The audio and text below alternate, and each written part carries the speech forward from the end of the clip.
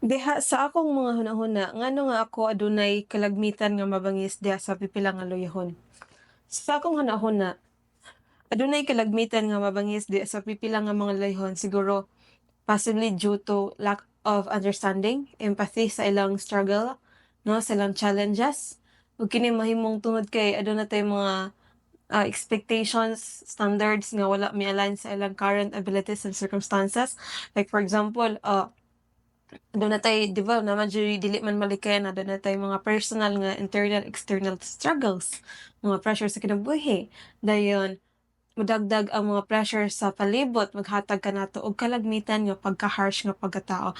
Pero sa gingon, kadtong nag-angkon nga mga anak sa Dios og nagalakaw sa kahayag, kinahanglan dili mobati og kalagot o kasuko.